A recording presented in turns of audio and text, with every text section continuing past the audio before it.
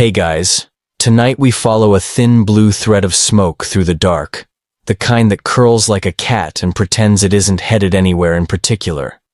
Your pillow finds the cool side, your fan hums a low road note, and on that sound we ride back toward tents that glow like lanterns, mountain passes with breath like frost, and little fires that teach big lessons. We're chasing the moment when people stopped letting smoke escape and started inviting it in, on purpose, by design, with a sly grin.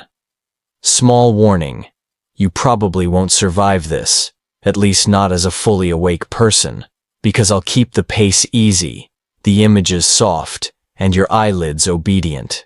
So, before you get comfortable, take a moment to like the video and subscribe, but only if you genuinely enjoy what I do here. In the comments, tell me where you're listening from and what time it is right now. I love watching the world map bloom with midnight dots. Now, dim the lights, maybe turn on a fan for that soft background hum, and let's ease into tonight's journey together.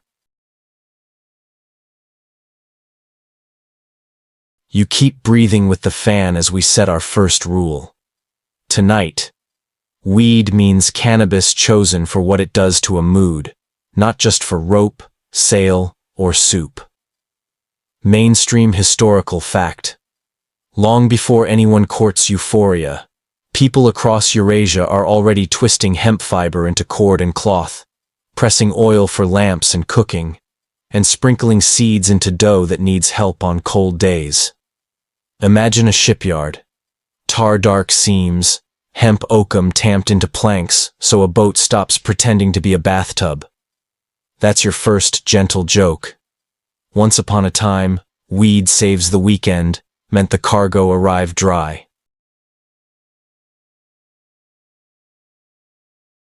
But our question isn't, what is this plant good for? It's the narrower one that glows like an ember. When do people start inhaling it for effect?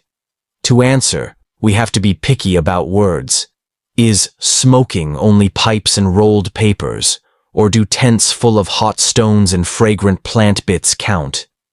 Historians still argue whether leaning over heated rocks to breathe rising vapors equals smoke in the strict sense, or whether it's closer to a ritual sauna, an incense bath, a spa day with opinions.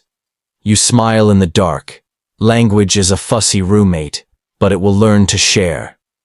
So we set a scale, a little slider you move with your thumb. On the left, fumigation, where heat kisses plant matter and the air grows heavy, often in a closed space on purpose. In the middle, glowing braziers, wood or stone, where embers live below sightline and vapors rise like rumors.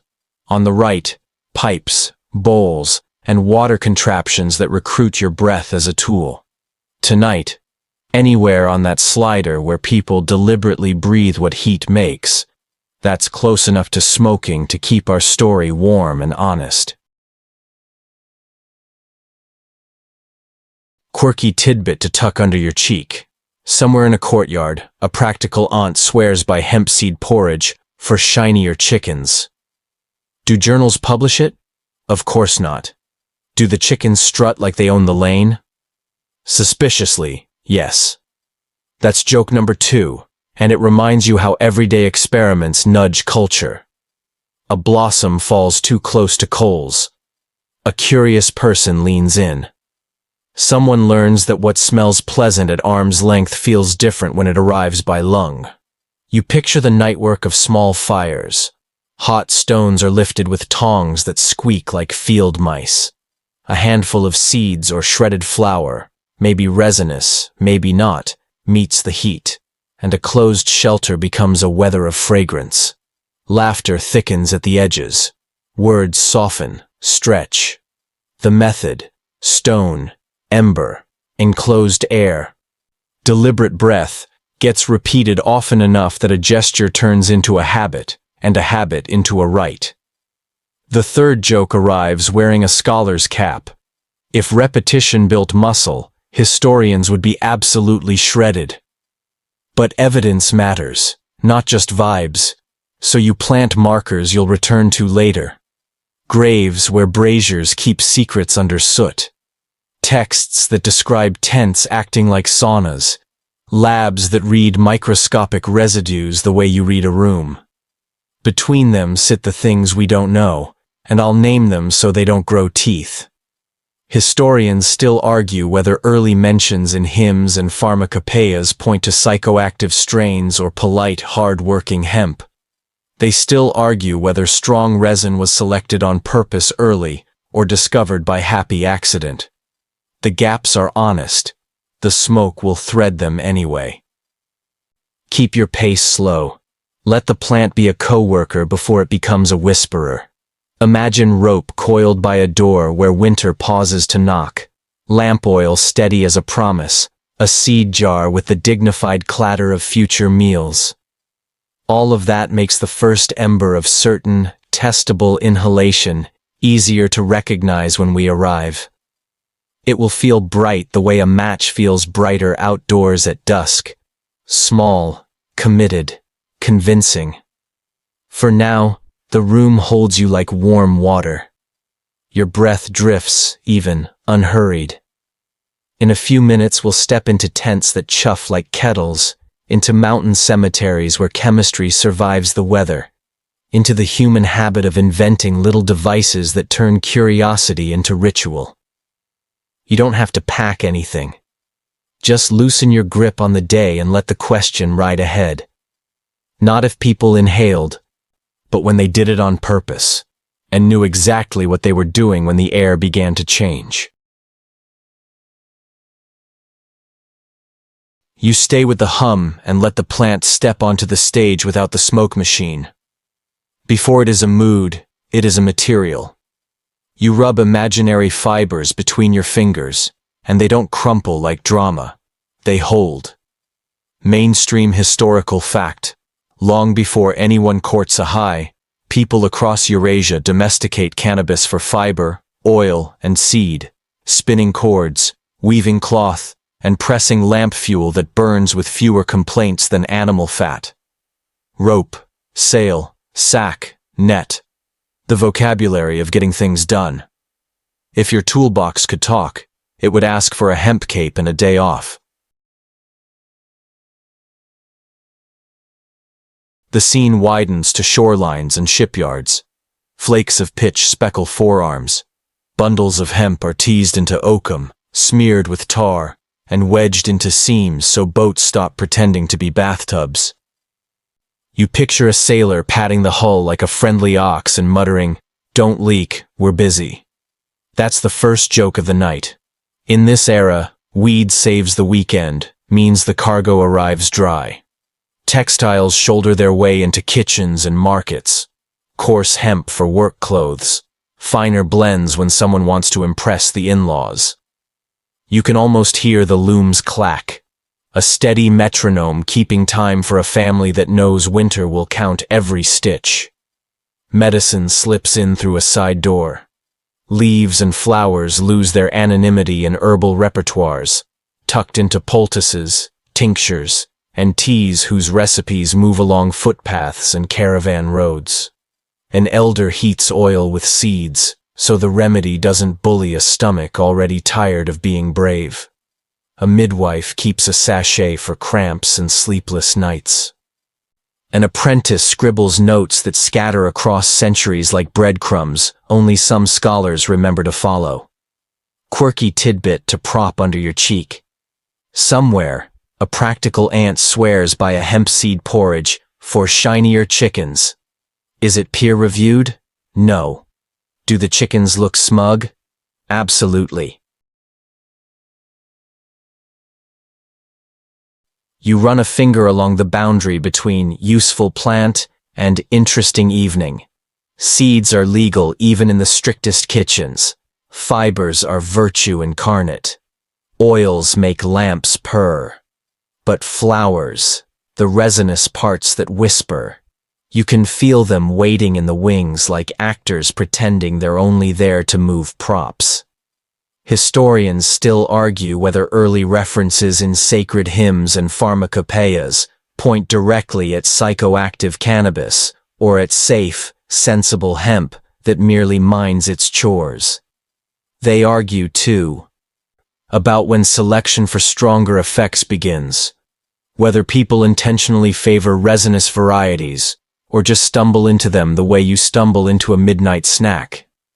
You imagine a courtyard where the day's work leans against the wall. Coils of rope, folded cloth, jars of oil. A neighbor brings news of a child who slept at last after a tiny spoon of bitter tea. Someone else mutters about a rash soothed by a poultice that smelled like the field in late summer. The plant's reputation fattens without fanfare. This is the part of the story where repetition becomes tradition. The quiet loop of "it helped," told 1,000 ways. None dramatic enough to make a statue, all sturdy enough to keep the statue from tipping over.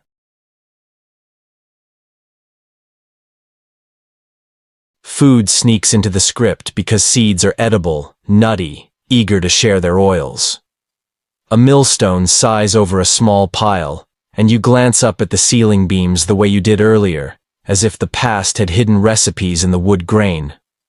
Someone adds a spoon to dough. Someone else stirs a handful into a stew so thin you could read a fortune through it.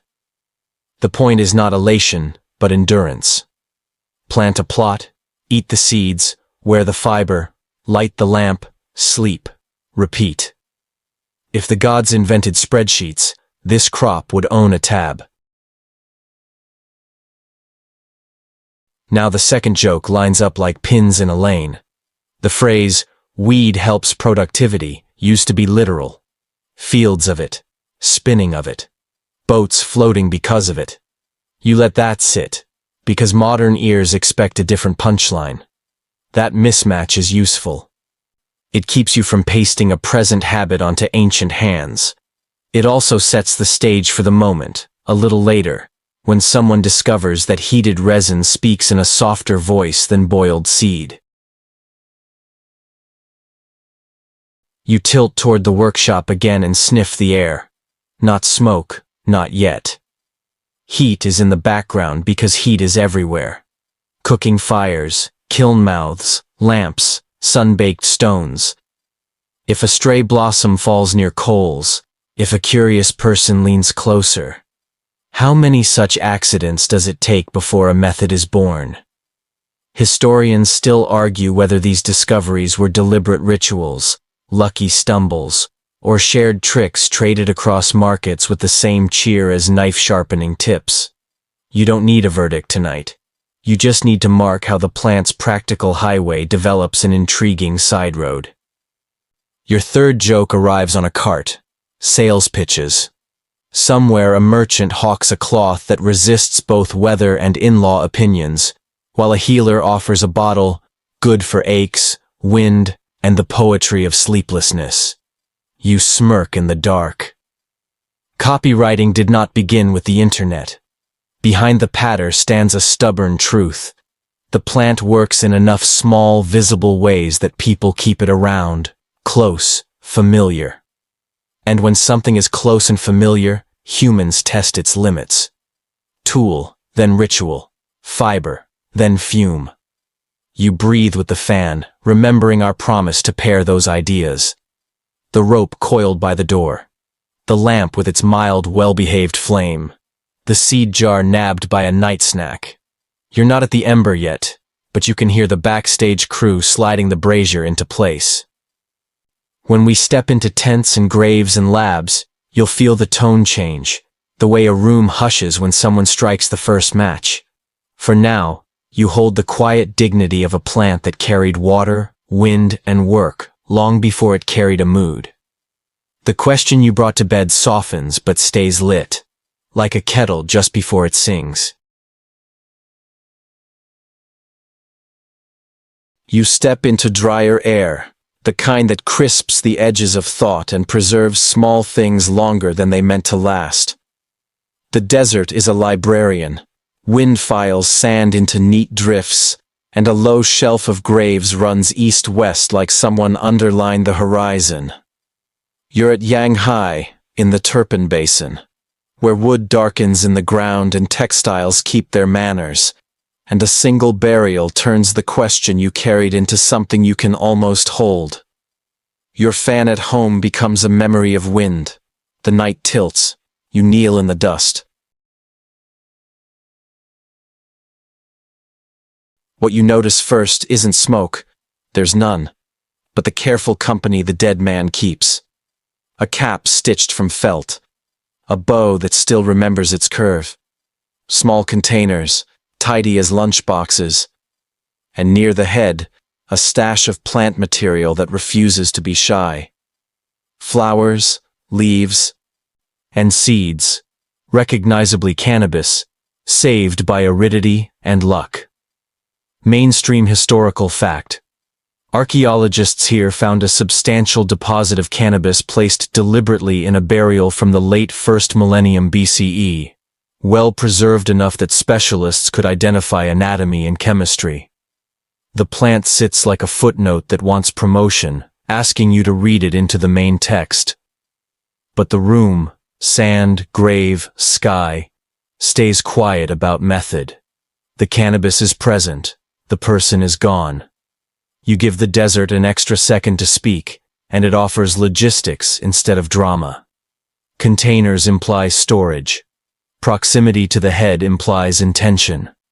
Associated gear suggests someone who used special tools and knew special songs, whether as healer, ritualist, or both. You can feel the role without hearing the job title. Quirky tidbit to prop under your cheek. One team notes that the stash was cleaned of extraneous twigs and spiky parts, as if someone curated the good bits the way a modern cousin leaves only the crowd-pleasing snacks in the bowl. The past is tidy when it wants to be. So what was the plan? You picture 3 doors. Behind door 1, the plant is medicine. Ground, steeped, or mixed with fat for salves. A practical toolkit for pain, sleep, spasm, sorrow. Behind door 2, it's ritual. Burned as incense, carried as a symbol, sprinkled where words ask the air to listen. Behind door 3, it's both. Because humans rarely sort our lives into separate boxes unless a museum asks us to. You remember our slider from last time, fumigation to braziers to pipes, and notice how this scene refuses to slide yet. No brazier, no pipe, just supply. Historians still argue whether this deposit signals ingestion, inhalation, or topical use, and whether the variety itself was selected for stronger resin on purpose or merely happened to be potent. The honest phrase, "we don't know yet," earns its chair at the table. You lean closer in imagination and let the lab work flutter past your ear like a polite bat. Botanical structures that separate cannabis from lookalikes, chemical fingerprints that don't vanish entirely, even after centuries of desert patience. The climate helps. Turpan is a dehydrator set on eternity, and the grave acts like a pantry. You think of our earlier ship ropes and lamp oils, how the plant's resume made it a familiar neighbor, and it becomes easy to believe that someone trusted this stash in life, then trusted it to travel with them beyond it. A habit, a cure, a comfort. Each makes sense when a community repeats the story often enough. Your first joke of the night arrives with museum etiquette. Somewhere, a future display label will whisper, "Please do not inhale the exhibit," as if visitors could lean across the glass and time travel through their noses. You grin, and then sober.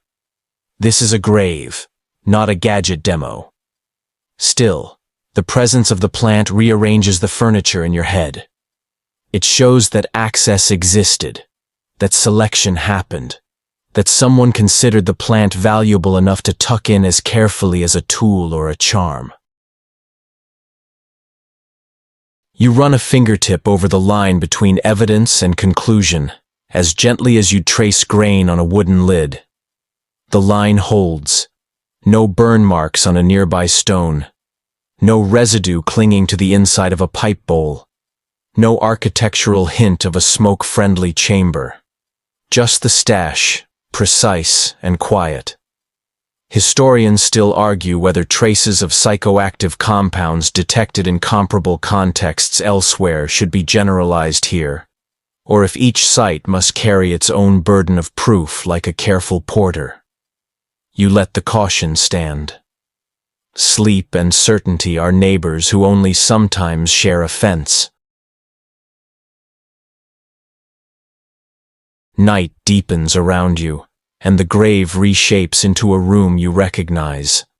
A bedside drawer, a shelf where a favorite remedy rests, a pouch with something that works. The generosity of the deposit hints at use in life. Not a novelty placed only for the journey. The social role, the healer, the ritual hand, flickers like lamplight on the edge of the scene. You don't need full biography to feel the habit of care. You only need to see what was kept close. Second joke, soft as a folded cloth. If the desert is a librarian, this burial is the book you're allowed to read only in the reading room, under supervision, with clean hands and a pencil. You smile at the sign. No erasing, no adding. The caution suits you. Tonight's script wants you calm, and calm does not grab for answers the ground won't give. What the ground will give is context. The plant is here, curated. The person had a life dense enough with tools and textiles to make the plant's presence meaningful, not random. The region sits astride roots where goods and notions travel. So knowledge doesn't need a passport. It needs a cup of tea and a host with a spare blanket. All of this primes the world for the next step you're gliding toward. The one with embers and enclosures and chemistry that leaves a more talkative trace. Yang Hai is not the first puff. It's the deep breath before someone warms a stone. You stand, slow, sand sighing under your heel, and the fan finds your ear again across centuries. The stash remains where it belongs. Your question keeps walking. You file this grave the way the desert taught you, carefully, and carry forward a simple, sturdy truth. By the time people inhale on purpose and leave proof, they already know this plant well enough to pack it for the road between worlds. You leave the desert reading room and step into a colder wind that keeps a straight face even when the fire doesn't. The ground runs wide here, step without fences, and your ear catches hooves somewhere you can't see. A circle of felt rises like a pale hillock, a tent with the manners of a traveling house. Inside, stones glow dull red, and a few quick hands move with the confidence of people who've done this 1,000 evenings. This is the scene that a Greek traveler wrote down with relish. A pop-up steam room where plant and heat negotiate in public. Mainstream historical fact. A 5th century BCE author describes steppe people tossing hemp onto red-hot stones inside a felt tent, where the air grows thick and participants shout from the intensity, insisting it rivals any city bath. You can feel the rhythm immediately. Stone, plant, enclosure, breath. The same slider you set earlier leaning hard toward fumigation rather than pipes. The tent is a lung. The stones are its heart. Your job is to watch the pulse slow until you can fall asleep to it. You kneel in the cramped light and notice craft everywhere. The tent's felt is a miracle of hair and patience. The stones are preheated outside so the felt doesn't learn to panic. A shallow bowl protects the floor from spiteful sparks. The plant, sometimes described as seeds, sometimes as hemp more generally, arrives in a small pouch with the practical pride of something that rides well in a saddlebag.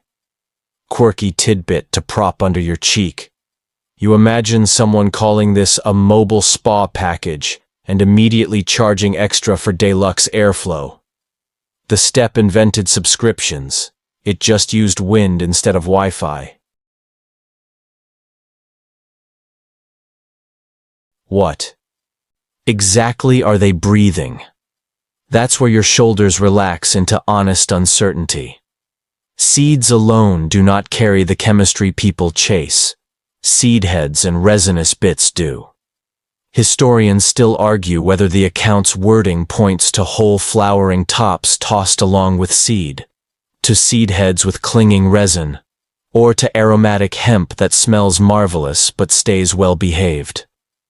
They also argue whether this practice lives mostly after funerals as a cleansing ritual, or whether it appears on ordinary nights when friends need their stories polished and their joints forgiven. Your job tonight isn't to referee. It's to hold the tent flap open long enough to see the pattern repeat. The air changes fast. A sweet, grassy perfume that edges towards something heavier when the heap sizzles. The stone's surface browns like bread. A few sparks try to vote against the felt and are promptly vetoed. Someone laughs the way people laugh when the weather inside a room flips in 10 seconds. You try a mental experiment. Count your breaths and notice how each one becomes deliberate simply because the room asks it to be. That's the hinge we care about. Intentional inhalation. The moment the method stops being smoke wandered by and starts being we invited it. Your first joke glides in with an accent. If you marketed this to urbanites, you'd call it artisanal hot stone aromatherapy, regional ingredients, and sell out in a weekend. But the scene keeps its dignity because everything in here earns its keep. The stones were hauled. The felt was worked. The plant was gathered, maybe selected for character like a musician chosen for a band. Not just any reed, but this one that plays warm when the solo lands. You picture a writer testing bouquets by the fire, squinting like a tea buyer. And you remember our earlier ship ropes and lamp oils, how usefulness builds trust before curiosity builds ritual. The tent fogs until the world outside stops auditioning for your attention. Someone pulls the flap tighter. Another person stirs the heap with a twig that spends its nights doing nothing wrong.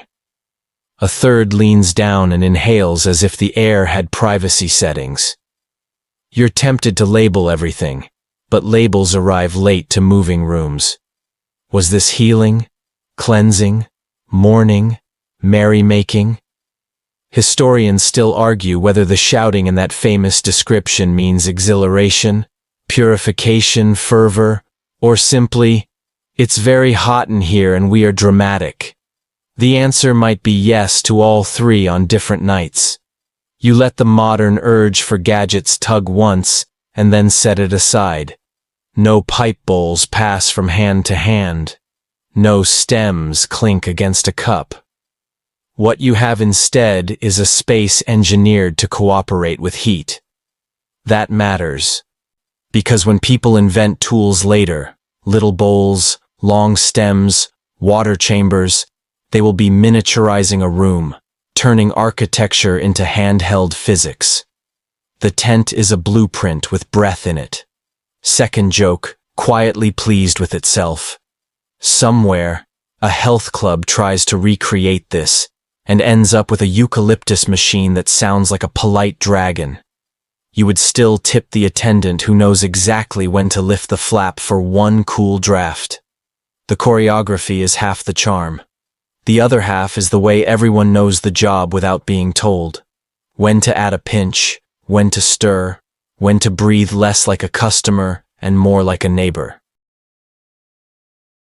You check your pockets for the questions we brought from Shanghai, the ones about use without method, and smile to find them meeting their opposite here. Method without a stash to catalog. No grave goods, no curated bundle under glass. Just an ethnographic scene with a good memory. The two stories need each other. The desert's pantry and the steppe's sauna. Supply and technique, storage and steam.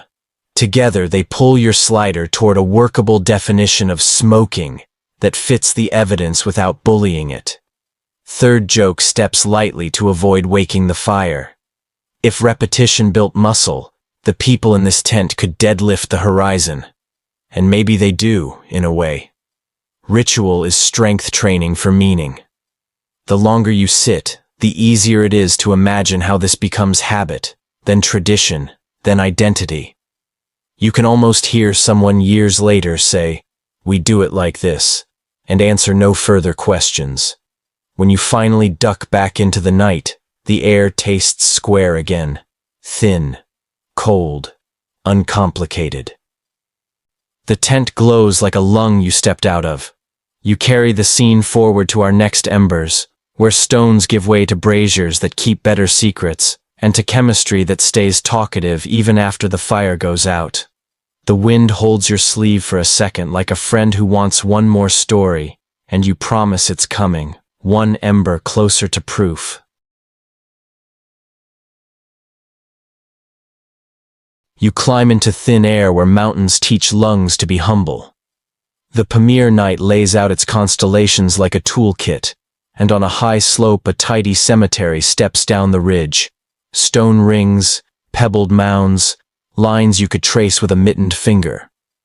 You recognize the pattern from our last stops. People, fire, an enclosed space when they can manage it, and the deep human habit of making meaning where breath meets heat. Here, though, the ground has been generous with souvenirs. You kneel beside a low brazier, a small container darkened from use, and you can already smell the lab report hiding in the soot. Mainstream historical fact. In graves from a 1st millennium BCE cemetery on the Pamir, archaeologists recovered braziers whose residues, when tested, contained heat-altered cannabinoids consistent with burning potent cannabis. That's our first sure ember, the one that doesn't just tell you plant was present, but that someone made it smolder and inhaled what it became. Think of it as the moment the story snaps into focus like a camera at dusk. The lens clicks, the air answers. You run a finger along the rim and imagine the choreography. This isn't a bonfire that bullies the night, it's a controlled glow. Coals or hot stones rest in the bowl. Plant matter gets added in small, persuadable amounts, so the vapors arrive tempered, not scorched. Remember that wooden tray from earlier, the one that nests hot rocks so timber doesn't learn to panic? Same spirit here. Small heat, smart container. Quirky tidbit to tuck under your cheek. A few of these braziers are paired with harp-shaped stone supports that look like miniature easels for fire. Pieces so cute a modern store would market them as artisan incense furniture. Picture the ceremony. The graveside is a room without walls. Friends and kin gather, and the brazier becomes the tent's little cousin. The lung shrunk to a bowl. Smoke or vapor. The slider we made is useful again. Rises like a hush. The living breathe together, and the boundary between farewell and welcome blurs just enough to make the world bearable for an evening. Your first joke arrives in wool socks. Somewhere a future health influencer will brand this high-altitude mindful breathing and sell a mat. Up here, mats are rocks, and the breath is shared because grief rarely lets anyone keep their air alone. What makes this stop feel different from Yanghai's stash or the steppe tent is the post-fire proof. In a lab a long way from the wind, a chemist dries a sliver of residue and ushers it through a machine that sorts molecules by behavior. What comes back is not a photograph of smoke, but its fingerprints. Compounds that form when cannabis is heated, some more stable than the flashy stars that did the heavy lifting. You don't need to memorize the alphabet soup. You only need to hear the whisper. Something strong was burned here on purpose. The tent told a story you could smell. The brazier leaves a story you can measure. You glance back at our promise to count plain facts, oddities, and open questions like camp cups. Fact we've poured already. Residues match heat-altered cannabis. Oddity worth warming your hands over. The placement of braziers within or beside graves suggests more than convenience. It hints at a choreography of mourning where breath becomes a bridge. Debates? Plenty. Historians still argue whether the practice here represents community cleansing, communication with the dead, or comfort for the living, and whether the cannabis involved was locally selected for higher resin or acquired through trade because mountain people knew what they liked and were willing to shop. Your second joke leans over the lab bench. If repetition built muscle, residue analysts could bench press a brazier's aisle. They don't. They use quiet machines that listen harder than most of us do. But the point stands. Repetition matters. Multiple braziers, multiple graves. A pattern you can't wave away as an accident. You file that next to our earlier ship ropes and lamp oils. Usefulness first, then habit, then meaning. Here the meaning rides on breath, carried bowl to mouth the way stories travel on evenings. You let the scene play through in slow motion. A small pinch added. A plume that would barely register in a stadium but fills the circumference of a mourning circle. A hand over the bowl to stir the air without scolding the embers. This is technology, even if it never needs a patent. It shrinks architecture to an object. The same way later pipe makers will shrink a brazier even further and hand you a personal room for breath. The blueprint in the tent becomes a device in the graveyard, and from here it's a short road, historically speaking, to pocketable lungs. The mountains tug at your sleeve with a harder question. How often was this about intoxication for its own sake? You're allowed to admit you don't know. Historians still argue whether the primary aim at Pamir graves was ecstatic mourning, ritual purification, or a quieter fragrance of farewell, and whether participants consistently chased psychoactive intensity or merely accepted it as a side effect of a recipe that smelled right and felt solemn. It's possible the dial was adjustable, the way cooks adjust salt, a pinch for atmosphere, a handful for altered speech. Third joke pads in with the gentleness of altitude. If someone tried to do this at sea level in a modern apartment, the smoke alarm would file a protest with the landlord. Up here, the only alarms are stars, and they like it when people breathe together. You keep the pace slow. The fan back home is a timid Pamir wind. Your eyelids find their own braziers and grow warm. When you finally stand, the bowl on the ground looks like a paused sentence. The evidence you needed, the lab-friendly kind, has been set carefully inside it by people who were not trying to impress a chemist, only to keep each other company across a threshold. You carry that thought downhill. That, when did people start smoking weed, is not just a scavenger hunt for the first match, but a map of rooms and bowls where breath was asked to do more than keep one person alive. We found an ember you can trust. Next, that ember will scatter, through routes, rooms, and tools, until the story turns handheld and the definitions try to catch up. You lie very still and let the vocabulary come to you, because words are tools, and tonight we need the smaller wrenches. Smoking feels obvious until you follow it across centuries and watch the shape keep changing like breath on cold glass. You start by holding up the methods to the light, the way a jeweler tilts facets until a hidden line appears. First facet, fumigation. Plant on hot stones or low coals inside an enclosure. Air made deliberately heavy. Breath invited to participate. Second facet, incense. Fragrant material burned so the room, not the lungs, is the primary client. But some of that scented weather inevitably becomes you. Third facet. Brazier. A portable bowl that domesticates heat. Like a tent shrunk to a dish, where adding a pinch affects everyone within arm's length. Fourth facet. Pipe and kin. Bowls, stems, and later water chambers that turn inhalation into a personal device. Your hand, your tool, your portion. You slide these along our familiar scale and feel the gradient instead of a cliff. The tent we visited, hard left. Atmosphere first, lungs as consequence. The Pamir braziers, middle. A shared inhalation with design baked in. Later pipes, right. Individual mouthpieces, controllable dose, physics you can carry. Mainstream historical fact to ground the taxonomy. Handheld pipes and water pipes proliferate in the early modern world alongside tobacco's rise, and once those devices are common, the word smoking in many languages narrows around direct, tool-mediated inhalation. Earlier fumigations keep happening, but dictionaries start dressing for the new favorite guest.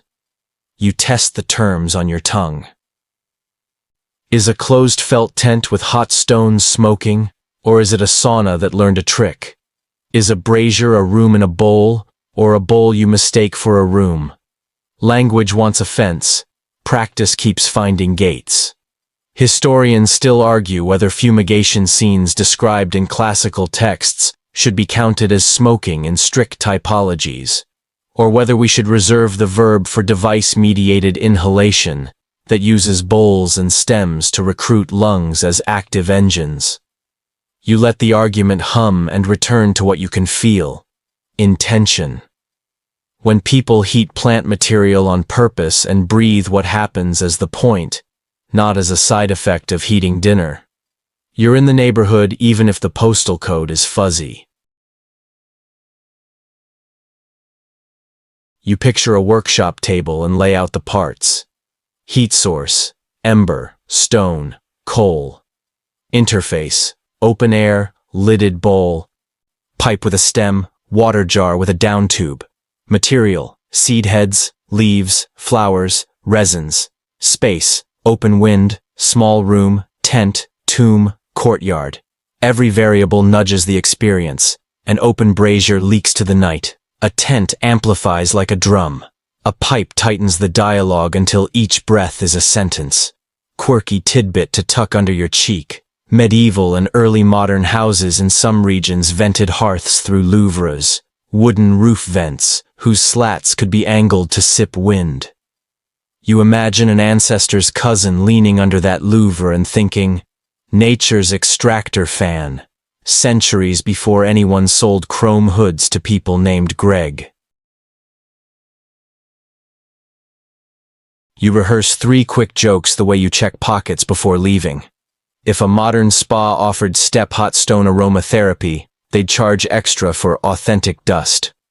A pipe is just a travel-size room with better customer support. If repetition built muscle, the human hand that cups a bowl would have its own gym membership by now. But the taxonomy isn't all giggles. It changes how you weigh evidence.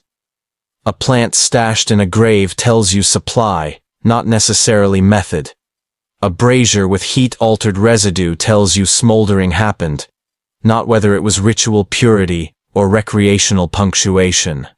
A pipe bowl with plant signatures whispers private choices. The further right you slide along our scale, the more the design insists on lungs. The further left, the more the room can pretend it's just perfume with opinions. Historians still argue whether incense practices in temples and homes, sometimes smuggled in psychoactive intent, or if such moments are rare exceptions, folded into broader symbolic smoke. Now you flip the jewel and look at dose and control. Fumigation is ambient. You breathe because the room breathes. Braziers invite group calibration, a pinch more for the circle, a pinch less if Granny's here. pipes and chillums formalize the turn-taking that already existed in communal rooms. Breath becomes a ritual unit. 1 draw, 2, pass. And with it come rules, niceties, and the hushed etiquette of waiting your turn while the ember freckles the bowl. Callbacks matter. Remember the step tense choreography of when to lift the flap? A pipe is that choreography miniaturized, a weather system reduced to a thumbprint and a spark. You test modern bias the way you press on a bruise. We tend to imagine smoking as a cylinder with paper and a filter because the last century sold us that geometry. But your story is older and messier. Sometimes the filter is felt walls and -10 air. Sometimes it's a handful of ash lifted as a lid. Sometimes it's water tamed in a jar that burbles like a shy stream. The point isn't to crown one method as the true original. It's to respect the family resemblance across tools that invite heat and breath to collaborate on purpose. Another tidy fact to keep you honest. The verb families in old languages blur air and fire. Latin fumus for smoke. Greek roots that braid steam and breath. Old English that gives us reek and reeky when smoke gets bossy. Words evolve around what people notice most. When tense are common, verbs lean toward room making. When pipes surge, verbs cling to pulling and drawing. Your pillow sinks a little deeper under your ear, as if it approves the grammar. You close the toolbox and leave the categories arranged by use, not by pride. On the left, big rooms that become lungs for many. In the middle, bowls that make a small climate. On the right, instruments that hand breath to individuals like a cup. Where, along that line, smoking begins is both a historian's headache and a storyteller's freedom. Tonight, you keep the circle wide enough to include the tent, the brazier, and the pipe. Because our question isn't who invented the perfect gadget. It's, when did people decide a plant's heated breath belonged inside theirs? The fan at home earns its paycheck with one long exhale. You store the taxonomy where your mind can reach it without standing, because the next rooms we enter will keep asking you to slide the dial and choose your labels gently. You won't get lost. The smoke understands its map. You roll the dial from rooms to hands and feel the world shrink. The tent becomes a bowl. The bowl becomes a mouth-sized physics problem, and suddenly breath is a private instrument you tune with a thumb. Pipes arrive like pocketable lungs. Clay, stone, gourd. Whatever says yes to heat without sulking. Mainstream historical fact. In parts of the Ethiopian highlands, archaeologists have recovered small pipe bowls dated to the late medieval period, whose residues test positive for cannabis compounds altered by heat. A quiet but decisive hint that some old-world smokers weren't waiting for modern gadgets to be invented. The brazier's shared climate has turned portable. The ritual now has a handle. You weigh a bowl in your palm. The rim is dark where embers kissed it, and the interior tells its own layered story, a varnish of many evenings. To make a draw, you need 3 agreements: a cavity for plant, a channel for air, and a person willing to become the bellows. You remember our blueprint from the step tent and smile. A pipe is just a miniature architecture where your lungs do the roof work. Quirky tidbit to tuck under your cheek. In some coastal markets, tinkerers fit coconut shells with cane stems and called the result a water cup that minds its business. The gourd has opinions but also excellent customer service. Routes sprawl around your feet like coiled rope. Ideas slip along the Red Sea and Indian Ocean the way dhows stitch harbors into a single conversation. Afar escarpments to Swahili stone towns, Gujarat to the Horn, merchants who can price a spice by smell and a bowl by the way it cools a breath. You picture a harbor at dusk, masts like bare winter trees, lamps kneeling to the water, someone on a step showing a passerby how to cap a little fire with a thumb and draw slow, so the ember purrs instead of barks. First joke pads in on cat feet.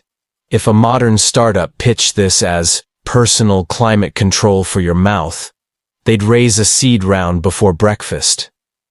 Across the water and overland, you walk into a courtyard in India some centuries later. The tool is a chillum, a conical clay pipe that sits between the fingers like a small bell. A cloth or hand acts as a filter. The gesture is crisp: pinch, pack, spark, lift, draw. The choreography from our tent, knowing when to add a pinch, when to invite a draft, has simply moved into a hand. Mainstream historical fact to set beside your bowl. Chillums become closely associated with ascetic orders and rural smokers in early modern India. A practice that endures, with rules and blessings and debates that belong to their keepers. Where the brazier offered a circle, the chillum offers a turn, a unit of time and breath you can pass around like a story. The evidence line wobbles as it gets closer to modern centuries, because there are suddenly many burnable things floating through trade. Historians still argue whether the earliest Old World pipes, especially those medieval Ethiopian bowls, were used primarily for cannabis, for local aromatics, or, in later contexts, for the newcomer tobacco, which swaggered into global habit in the wake of the Columbian Exchange. They also argue whether certain residue signatures are ambiguous or contaminated, because dirt is mischievous and lab air has a social life. Your job tonight is not to referee, only to keep the timeline honest.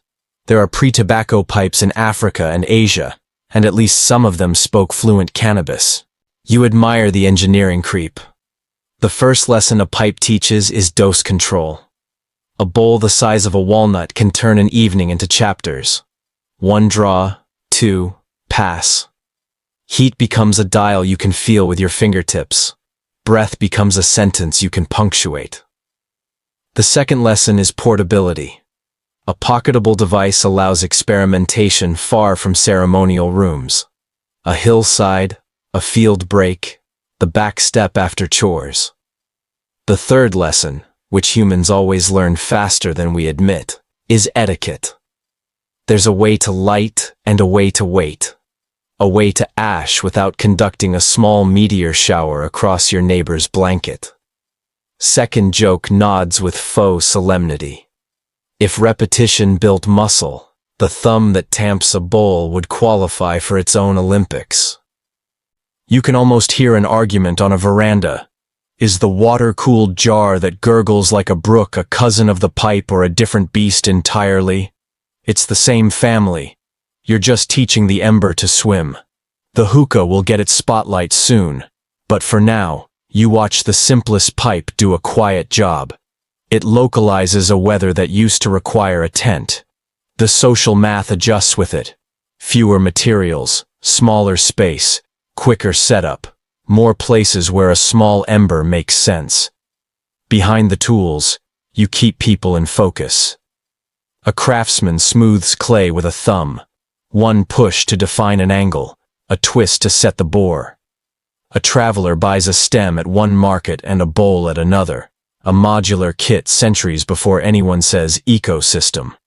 A friend shows a friend how to draw through the nose for a slower climb. Then laughs because advice always sounds superior in the moment you offer it.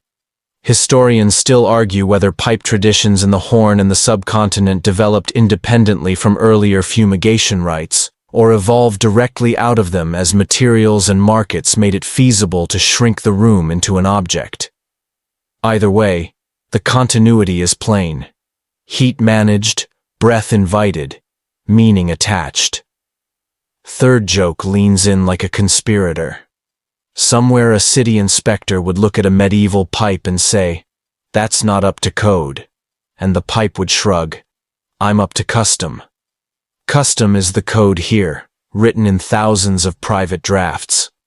A bull's wear ring is a diary. A stem's polish is proof you kept returning to the same solution for the same sort of day. When you pocket the tool, your palm remembers its warmth. The tent's blueprints are truly portable now. Your slider has a new anchor on the right. Device-mediated inhalation with an intimacy that makes evidence more personal and more plentiful.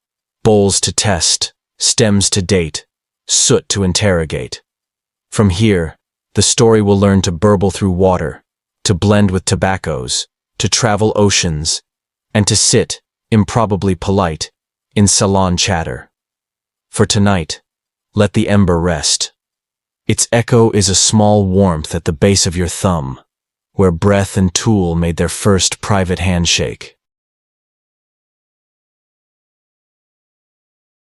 Streets take over where mountains leave off.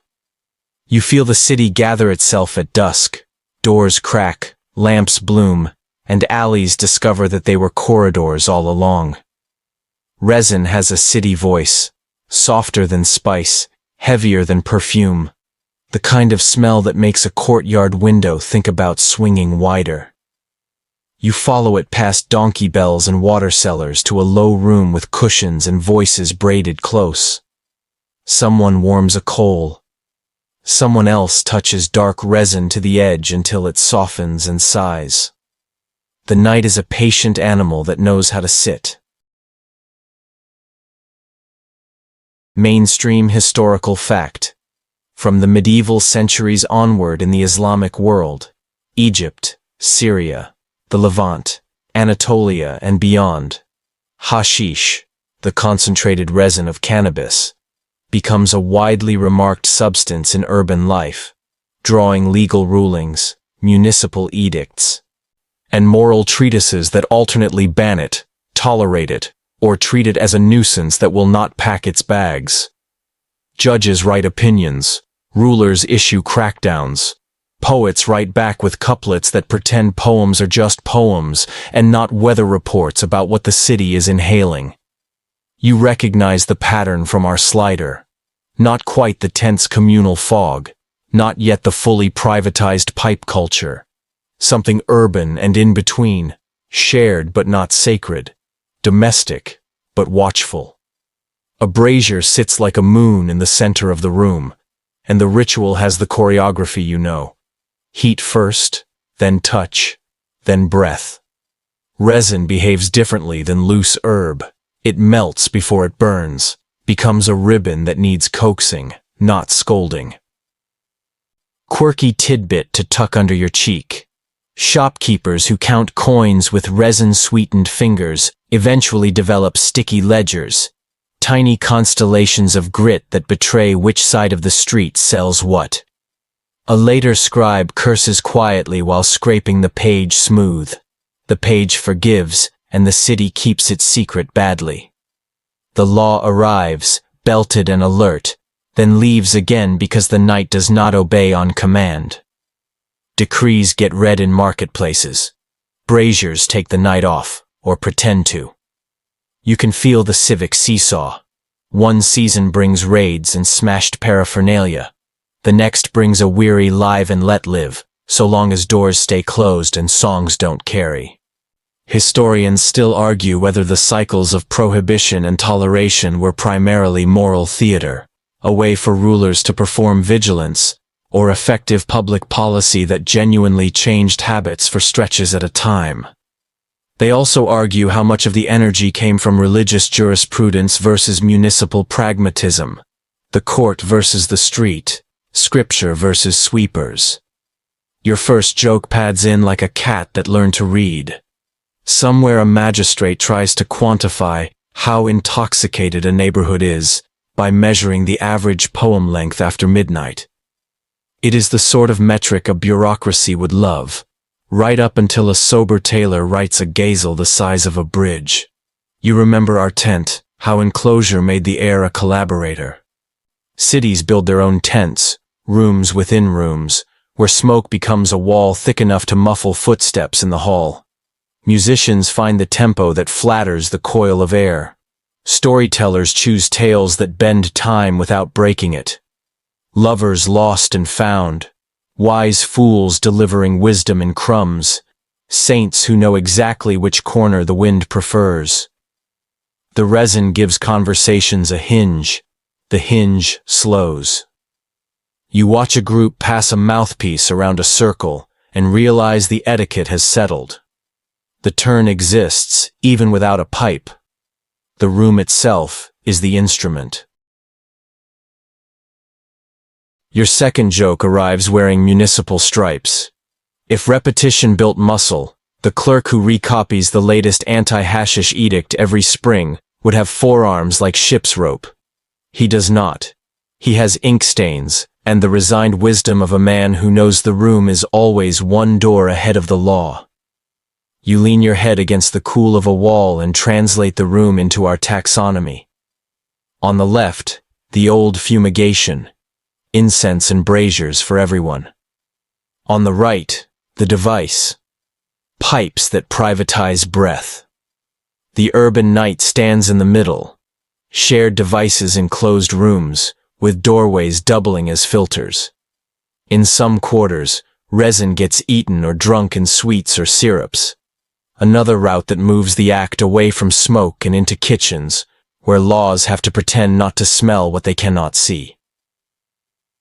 Historians still argue whether ingestion predominated in certain cities and periods, or whether smoldered resin remained the favorite because breath is more immediate, easier to dose, and social in a way that pastry is not. A poet declaims a couplet so tight you could button a coat with it. A jurist across town drafts a footnote reminding readers that intention matters. A mother leans out her window and decides the smell is fine until it climbs the stairs toward her children's room. The city negotiates itself into the morning. You think of the Pamir bowl, shared, solemn, and see how habits travel. The brazier becomes less funeral, more evening punctuation. The resin turns a threshold into a porch where hours sit, dangling their legs. Your third joke keeps its shoes off. If a modern wellness blog tried to market this, the headline would read, "Mindful Urban Lantern Time," with notes of cedar. And someone would ask in the comments if the lantern is gluten-free. You smile and then let it fade. The humor keeps the pace friendly, but the room is real. For some, resin is medicine. For pain, for sleep, for the edges that chatter. For others, it's a clock that makes the night less rude, a marker that says, "We earned this hour." You pocket 2 truths before you leave. First, the more crowded the city, the more clever the ritual becomes at hiding in plain sight. Rooms as tools, doors as regulators, hushed knocks as bylaws. Second, meaning keeps outrunning rule books. This is not rebellion with banners. It's habit with slippers. The steps from tent to brazier to pipe are social as much as technical, and the street learns them faster than any judge. By the time you step back into the alley, the lamps are low, and the rumor of dawn begins to edit the sky. The resin fades to a memory of sweetness, law to a memory of posture. Your breath finds the fan at home, and the city, having hummed all night, closes one eye. Roads braid the map into a single long sentence, and you ride the grammar. Pack animals clink like cutlery, caravan bells count the hours, and every pass offers a new verb for trade.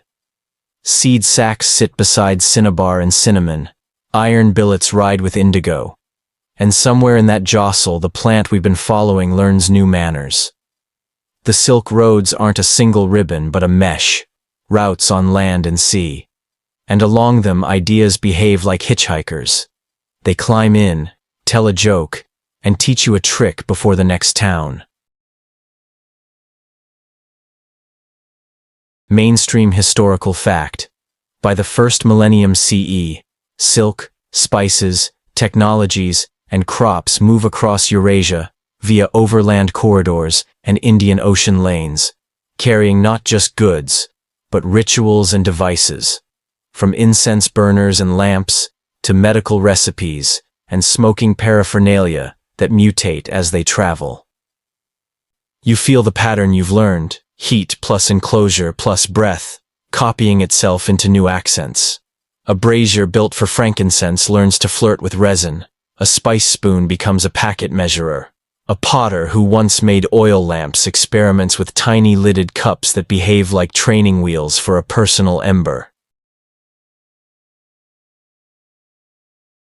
You duck into a hearth room off a courtyard in a city that smells like cardamom and wet rope. The family has finished dinner. The ash bed in the corner banked to a drowsy red. An older cousin demonstrates an improvised rig. A small ceramic cup, a shard with 2 notches, a coal pinched like a coin, a pinch of plant set where heat can see it but not scold it. The room is not a tent, the cup is not a pipe, but the physics rhymes. Quirky tidbit to tuck under your cheek. The same cup will pull breakfast duty at dawn, yogurt at the bottom, honey drizzled, because in a practical house even experiments earn their keep. Trade makes accomplices of households. A sailor comes home with a story about a port where water jars burble when people lean close. A merchant brings back a gourd with a drilled stem and just enough instruction to cause a few scorched thumbs before the technique softens. The neighborhood tries things. A boy claims the coal should be smaller. An aunt says the air hole needs a wink, not a yawn. Granddad insists the plant must be drier than your jokes. First joke obliges. If a modern startup marketed this, it would be called Modular Micro Brazier 1.0, Hearth Edition. And the only subscription would be to patience. Objects change when they migrate. The Indian Ocean is a courier who never misses a day. Dhows stitched with coconut fiber zigzag monsoon winds, tying East Africa to Arabia, Persia to Gujarat, Malabar to Ceylon and Sumatra. With pepper and pearls come techniques, each altered by local clay, local fuel, local taste. A red stone works in one kitchen. A burnt coral fragment behaves better in another. Someone swears by date pit charcoal because it burns like a gentleman. Steady, discreet, uninclined to drama. Historians still argue whether these overlapping hearthside rigs represent independent domestic inventions or downscaled imitations of public braziers and temple censors adapted for privacy. The answer may be both. Households are where big tools learn to whisper. Your hand learns new verbs. To cup is to regulate air. To tilt is to lengthen a draw. To roof is to lay a flat shard across a coal so the heat becomes patience instead of ambition. You remember our step tense choreography, when to lift the flap, and see it here in miniature. When to uncover, when to feed the ember, when to wave a book gently like a fan, masquerading as a holy text. Second joke bows. Somewhere a ledger keeps 2 columns, commerce and combustion, and the accountant wonders why household research and development never shows up as a line item. Not every road teaches the same lesson at the same time. In one oasis, resin is eaten in sweets. In another, herb smolders in cups. In a port town, someone fits a reed through a jar and hears their first gurgle. Devices compete without knowing they're in a race. The early water jars feel like cousins of oil lamps that forgot to hold a flame. They let heat do more talking before the breath joins in, like a song with an instrumental intro. You can almost hear arguments arriving with the evening bread. Which method is healthier? Which is holier? Which is cheaper? Which makes a bad day lose its sharp corners fastest? Historians still argue whether water-cooled contraptions evolved primarily for cannabis or for tobacco later, with cannabis simply co-opting a new highway once it was paved. You keep your promise to spot the sober fact, the oddity, and the unanswered question in every room. Fact. Trade routes carried small, replicable tools as reliably as they carried luxury goods. Spoons, cups, lamp forms, and the know-how to combine them into inhalation rigs. Oddity. Families gave these contraptions nicknames. The little neighbor, the moon cup, the whistle, as if naming them domesticated the heat. The unanswered question: how much of this tinkering was private pain management, aches, nerves, sleeplessness, and how much was social punctuation, the audible comma that turns a day into an evening? Answers drift like steam. You catch enough to feel honest. Third joke arrives with a wink. If repetition built muscle, the index finger that tests coal distance would be bench pressing tea trays by spring.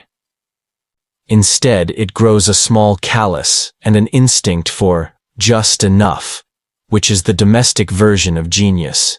You step back and see the pattern from above. The Silk Roads didn't just move things, they moved habits, and habits are faster than caravans once they have a foothold. A potter copies a cup and accidentally improves it.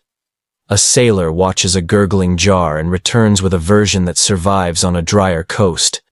A healer hears that heating resin under a shard soothes a cough better than smearing it on a cloth, and her clinic becomes a bench near the kitchen, because that's where the heat already lives. The brazier teaches the hearth to edit itself. The tent teaches the cupboard to think like a room. When the house sleeps, the ash bed holds one more ember than it needs, the way a story keeps one more laugh than it used. You ease the cup onto its side, blow once, and watch a thread rise that could belong to any of the towns on your map. Nothing here is factory made, everything here is practice made. And practice, repeated across markets and monsoons, is how a plant's breath becomes part of the furniture.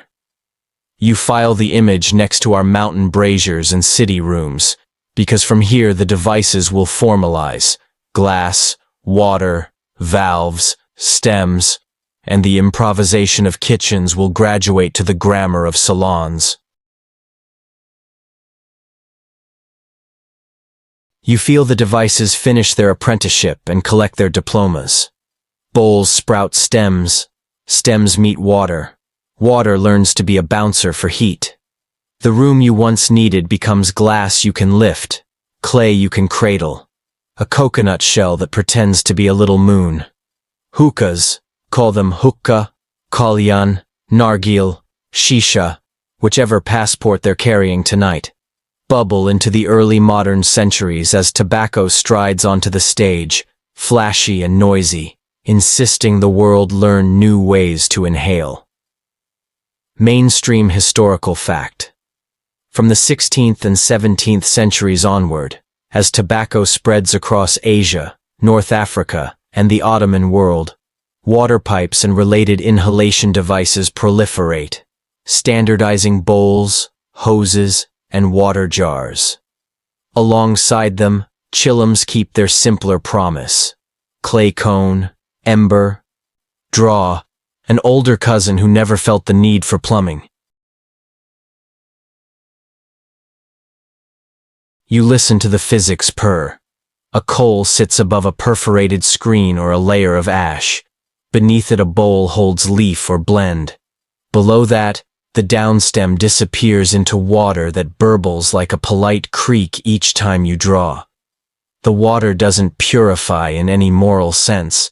It tempers, cooling, humidifying, smoothing the bite the way stew turns sharp vegetables into a choir. Quirky tidbit to tuck under your cheek.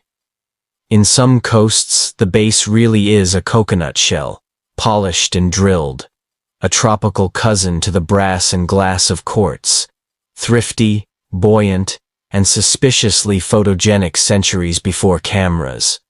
Blending becomes both art and gossip. Tobacco arrives with bravado, but local habits teach it manners. Someone crumbles a pinch of resin or flour into the bowl, just enough to tint the evening. Someone else experiments with molasses-soaked leaf and swears the sugar makes the hours friendlier. You hear a dozen names for mixes. Some practical, for the cough. Some poetic, two rivers meeting. Some just honest, what we had left. Historians still argue whether early water pipes were designed for tobacco first and only later adopted cannabis admixtures, or whether cannabis fumigation traditions nudged engineers toward water long before leaf from the Americas taught the world to boast. They also argue whether water meaningfully alters harm beyond comfort, a modern question with old anxieties hiding inside it. The etiquette tightens. Coals travel on brass trays balanced like moons. Tongs grip embers with a quiet authority your fingers envy. A cafe boy rotates bowls the way a conductor cues a section. The hose becomes a turn you can hand across a circle without tipping the weather. Mouthpieces sprout removable tips to appease both hygiene and superstition. First joke smiles under the mustache of tradition. If a startup pitched this as collaborative hydration for air, they'd raise funding based solely on the gurgle. Chillums stay in the conversation like a proverb. Where the water pipe makes an evening long, the chillum makes it precise. Pack, spark, draw, bless, pass. Ascetics keep the gesture spare and grounded. Farmers use it as punctuation after work. Travelers like that, it fits in a pocket alongside the flint and jokes they've been telling since a border ago. You hear the continuity from our tent and brazier, the old choreography compressed into a palm. The slider you carry in your head updates its labels: room, bowl, pipe, water pipe, each step a smaller climate with a more adjustable sky. Devices learn to speak place. In the Ottoman world, the Nargile lounges in tiled cafes where tiles keep secrets better than walls do. In Safavid Iran, the kalyan joins courtly afternoon protocols where fruit and politics share plates. In India and the Deccan, the hookah becomes furniture. A status object with stems as tall as a pinion. A way to offer hospitality that arrives already humming. Historians still argue over origin stories with the zeal of proud uncles. Some credit Mughal India and a physician's concern about harsh smoke. Others point to Persian innovations. Others to Arabian tinkerers. Each with artifacts, paintings, and footnotes arranged like proofs. You don't need a single inventor to honor the engineering. Diffusion is a hive mind with very good lung capacity.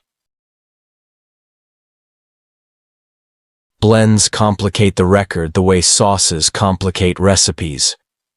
A bowl that smells like tumbak, plain tobacco, today might carry a whisper of last night's resin or charas, and residue analysts a few centuries hence will sigh at us for not labeling our evenings better. Second joke bows toward the lab. If repetition built muscle, the scientist who scrapes bowls for traces would curl dumbbells shaped like tiny clay cones. The water's presence tweaks temperature management, and with it, social tempo. A water pipe wants steady attention.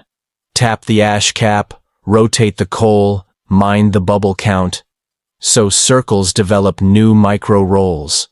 The tender keeping coals civilized, the storyteller using the burble as a metronome, the listener who waits for percussive exhale to finish before adding a punchline. The device becomes a clock that keeps everyone honest about the length of a turn. Call back to our mountain braziers. There, breath kept grief company. Here, breath keeps company company. A softer task, but still a task. The debate you expect slides in like a fourth chair. Did people use these rigs for medicine? To ease pain, quiet cough, soften the edge of sleeplessness? Or for sociability? A way to sand down conversation so everyone fits? Historians still argue whether period edicts against hashish targeted smoke, sweets, or street culture more than substance. Whether bands were effective or just a seasonal performance, whether cafes were engines of dissent or simply rooms where time learned to behave. The safest answer is that cities do not obey single verbs. They converse. Third joke. Barefoot and respectful. A modern wellness blog would call the hookah mindful hydration for breathwork and sell silicone tips in sunset colors. Somewhere, a grandmother would read that, sniff, and fix the coal properly. You trace the through line one more time for your pocket. Tents taught rooms to become lungs. Braziers taught bowls to hold climates. Pipes taught hands to own weather. Water taught heat to use its indoor voice. Tobacco's swagger fueled the boom in hardware. But the old plant kept a seat at the table, sometimes solo, often blended, frequently debated. The gurgle that follows your exhale now is a cousin of every hush we visited. The same collaboration between curiosity and breath. You lean back, let the bubble climb, and store the sound next to the fan at home. From here, the map will jump oceans. Pick up new laws and new myths, and land in salons where a host assures you this is for science, and you decide not to contradict them. The map tips, and the sea takes the sentence. You hear rigging clack like a typewriter, and hemp, our old co-worker, goes back to doing what it did before anyone asked it to sing. It works. Sails need shoulders, ropes need backbone, caulking needs a plant that doesn't sulk in salt. Mainstream historical fact. Old world hemp is carried to the Americas by Europeans in the 16th century. Spaniards planting in Chile by the 1540s and 1550s. Later, English and other colonists mandate or encourage hemp cultivation in North America for rope, sailcloth, and oakum. It's not romance, it's logistics with splinters. The Atlantic is an enormous to-do list, and hemp checks boxes like a champion. You step onto a dock where barrels breathe, and a clerk in a hat too big for his optimism tallies bales. Flax, hemp, cordage. The plant crosses oceans as fiber first, oil second, and only much later, fitfully, regionally, as an evening habit. Remember our earliest chapters, tool before ritual, fiber before fume. The New World copies that order the way a careful scribe copies a heading. No flourishes yet.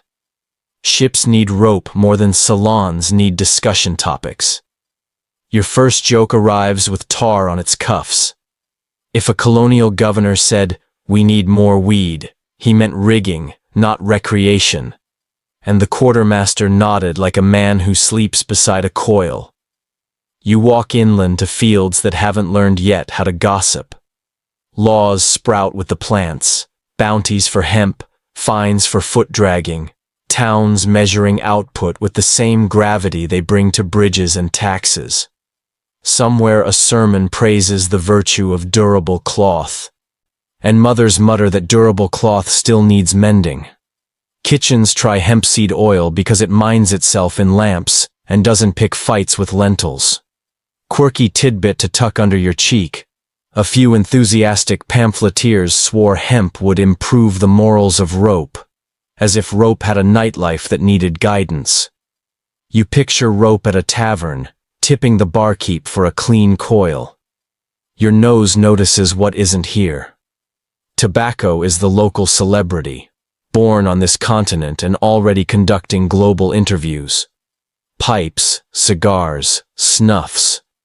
The infrastructure for inhalation culture now has a charismatic, caffeinated anchor. When cannabis does get invited to North American evenings, it often arrives later, sideways, whispered in Spanish or French, sidling in from the Caribbean, Mexico, and port cities. Sometimes as cigarettes that owe their geometry to tobacco's schooling. Historians still argue whether psychoactive cannabis had any pre-Columbian presence in the Americas. The sober answer is no credible evidence.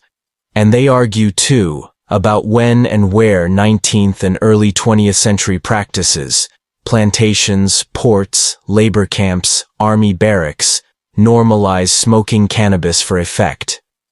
The paper trail is patchy because people with uniforms wrote more than people with hammocks. You spend an evening on a wharf in a Spanish-speaking port where guitars have opinions and breezes steal syllables for sport. A small circle shares a rolled leaf that doesn't smell like straight tobacco. Words like marijuana and ganja hitch rides with workers, sailors, soldiers. Global English hasn't decided which spelling it likes. But newspapers will soon pretend the words arrived with thunderclouds instead of with paydays and pay cuts. Your second joke leans against a bollard. If repetition built muscle, rumor would have abs. On another night, you duck into a New Orleans courtyard, music elbowing jasmine, and hear a story about crewmen from the Gulf mixing herbs with tobacco long before anyone printed a pamphlet about it. Up the coast, apothecaries sell tinctures under tidy labels for pain and sleep. The 19th century treats bottles like polite secrets. The inhalation piece for cannabis in North America, though, remains regional and marginal for a long while, braided with migration, policing, and press panics more than with elite fashion. Historians still argue whether early U.S. laws targeted the plant, the people, or the music that made rooms feel like they belonged to someone else. The answer is never kind and never single. You keep the transoceanic ledger neat. Hemp for industry is the clear, early chapter. Psychoactive smoke is late, local, often learned through neighbors whose languages newspapers treat like thunder. That lag matters for our question because it reminds you how often technology outruns taxonomy. Pipes and cigars flourish for tobacco. Hookahs hum in immigrant cafes. But cannabis doesn't seize the spotlight in mainstream North American lungs until much later. 20th century scenes with posters on dorm walls and moral panics in committee rooms. For centuries, the plant in the Americas wears a work apron more often than a party hat. You step back on deck for a night crossing. The sea sounds like a very confident fan. In the moonwash, continuity glows. Tents, braziers, pipes, water. Each a way to invite heated breath.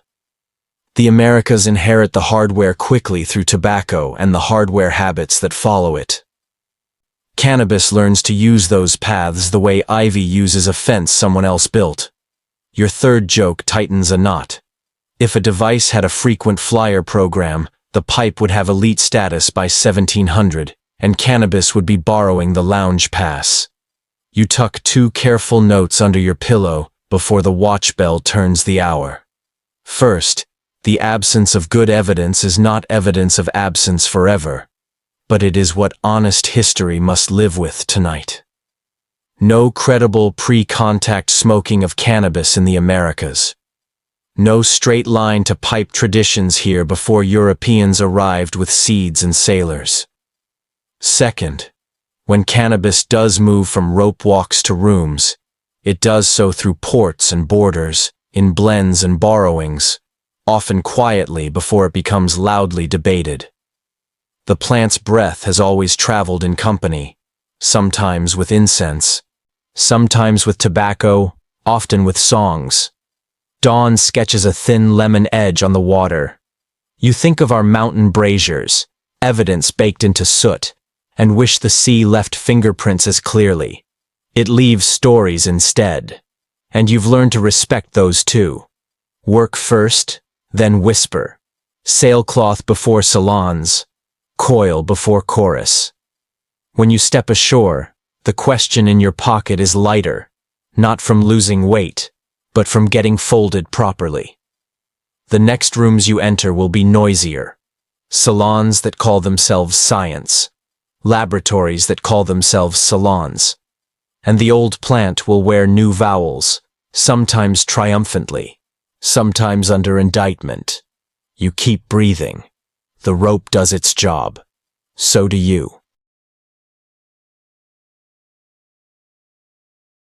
You step off the dock and into rooms that call themselves intelligent. The carpets are persuasive, the chairs have opinions, and everyone has a story they heard from a friend who heard it in Cairo from a man who wore the right ring. Early modern and 19th century salons turn smoke into conversation, even when no coal is lit. A traveler returns with a trunk full of sentences. A club host orders porcelain cups that clink like polite bells. A doctor brings a notebook and the conviction that the human mind is a decent laboratory if you ask it nicely. Mainstream historical fact. By the early mid-19th century, European salons and study circles experiment with cannabis preparations, notably a Paris circle that gathers at a riverside mansion where physicians, painters, and poets taste dawamesk, a North African hashish confection, and compare notes. A physician compiles case histories, a poet drafts an essay with a title that promises paradise and delivers footnotes with a wink. The room smells faintly of pistachio and spice, and of ambition wearing cologne. You study their choreography the way we studied tents and braziers: heat, dose, breath, or in this case, spoon. Resin moves from smoke to sweets and syrups because confectioners did not wait for peer review. The etiquette pivots accordingly. Instead of passing a bowl, guests pass a plate. Instead of tapping ash, someone taps a spoon against porcelain and calls it data. Quirky tidbit to tuck under your cheek. A fashionable recipe pamphlet whispers that proper dawamesk requires rose marmalade, almonds, cinnamon, nutmeg, and a confidence in leisure, a measurement no scale can verify, though the host insists his spoon is calibrated. Not every room is velvet. In barracks tales passed along the docks, soldiers from a certain late 18th century campaign are said to have met hashish cafes abroad and carried home both enthusiasm and warnings. Municipal bands follow like chaperones who arrive after the dance. Historians still argue whether those soldiers truly popularized the habit, or whether their notoriety merely decorated a practice cosmopolitan cities already knew. They also argue how effective the early bands were, urgent policy or moral theater rehearsed for worried audiences. As always, rooms and rules learn each other's steps and pretend they invented them. Polite circles adore myths with travel papers. The one about assassins, whispered as if the word itself arrived perfumed, makes the rounds again. Desert gardens, secret initiations, resin as passport to loyalty. You feel your shoulders rise at the neatness of the tale, and then relax as your better habits return.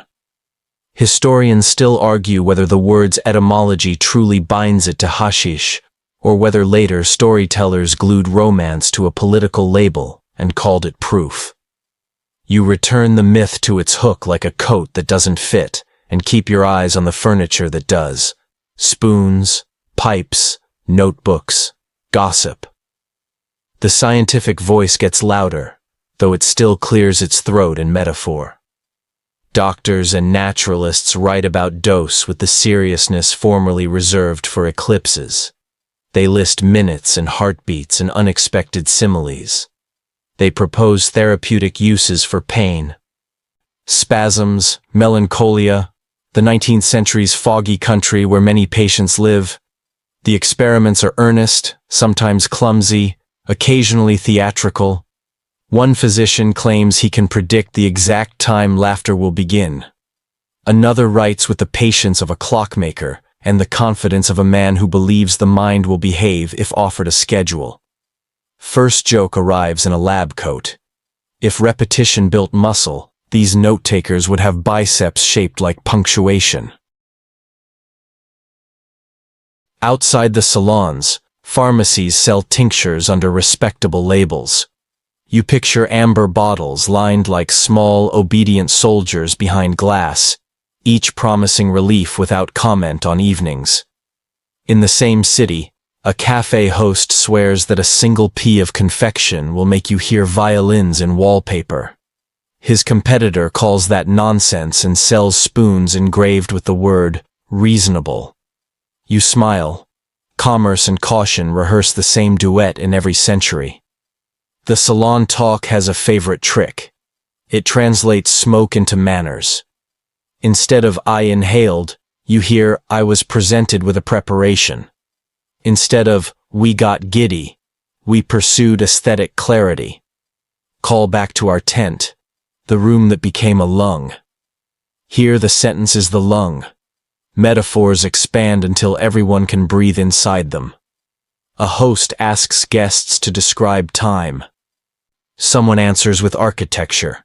Another insists time is a pet with moods. The notes that survive read like postcards from a country that never applied for a flag. And yet, for all the poetry, hardware hums in the background. Pipes are everywhere now. Clay, meerschaum, briar, thanks to tobacco, which trained entire continents to own a draw. Water pipes gurgle in immigrant cafes with their own etiquettes. Chillums travel with mendicants and farmers. Urban circles import resin the way they import fabrics and music. The old plant uses the existing highways, just as we said on the ship. Ivy on a fence someone else built. Historians still argue whether these salons meaningfully reshaped broader practice or were mostly literary curiosities, rooms that loved to hear themselves think, while the real habit stayed where rent was cheaper. Second joke takes a seat on the chaise and behaves. If a modern startup tried to pitch the Paris confection as artisanal cognitive jam, beta, the seed round would arrive in tiny gold spoons, and someone would request a dashboard for vibes. You give the room a half smile and a full breath. The fashion will pass, but the method, dose, wait, describe, will linger in clinics and parlors alike. You check our trio. Fact, oddity, debate. Fact, 19th century European circles, medical and literary, systematically experimented with cannabis preparations and wrote about them. Oddity. Recipes demanded culinary theater as much as pharmacy, with spice lists that read like a poem and spoon sizes that performed morals.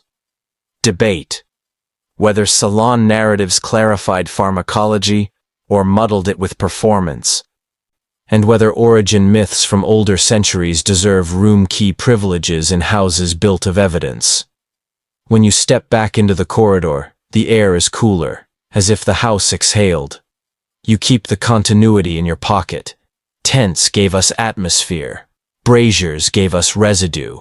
Pipes and water pipes gave us personal weather. Salons gave us language, the confidence to narrate what breath and plant were doing together. Your fan at home approves with a steady purr.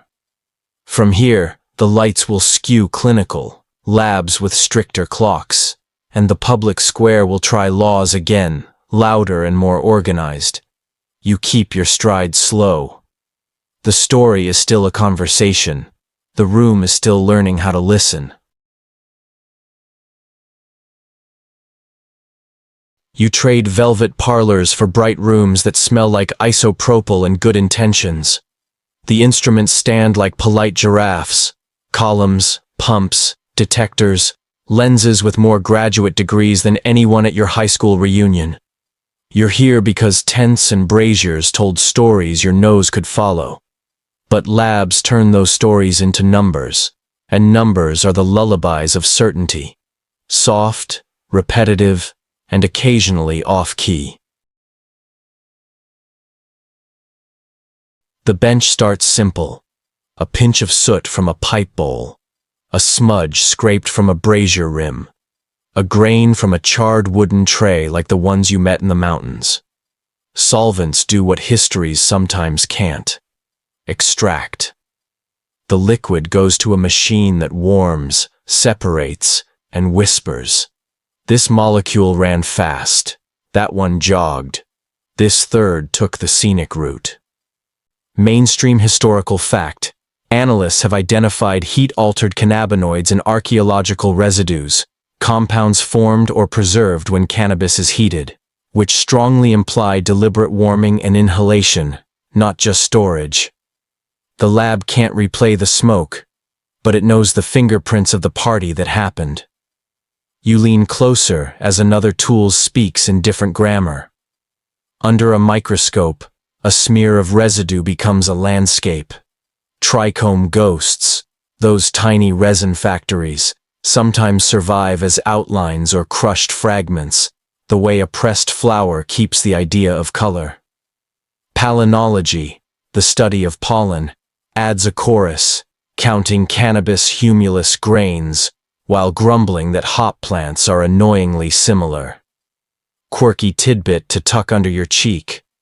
Somewhere a curator has placed a post-it on a crusted bowl that reads, "Do not clean the soot for science," which is the closest any museum gets to graffiti. You watch the lab rehearse its caution. Controls, blanks, standards, little bottles of known molecules that keep the machine honest.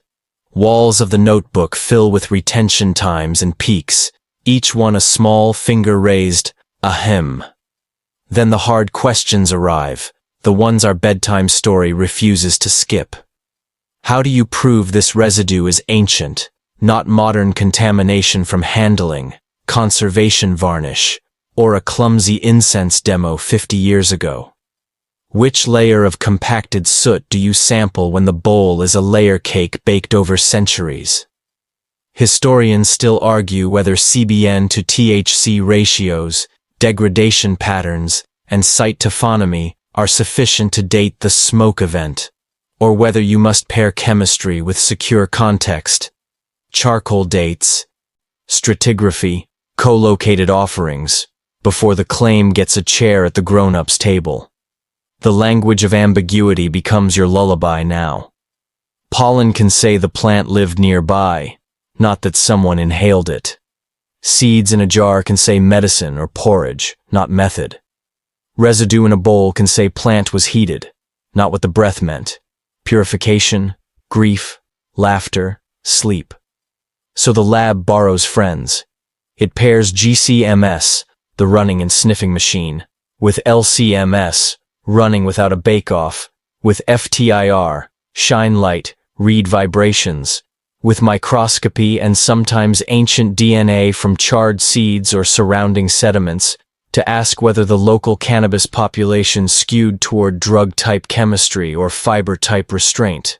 Your first joke arrives wearing nitrile gloves. If repetition built muscle, the grad student scraping pipe bowls would have forearms like myth. You nod at the other headache, the one with shoes on. Context is king, queen, and scheduling director. A pipe fragment from a house floor whispers more about daily habit than an identical fragment reburied as fill. A brazier with plant markers in a grave suggests choreography, remember Pamir, while the same marker in a market stall might be commerce or a lunchtime experiment.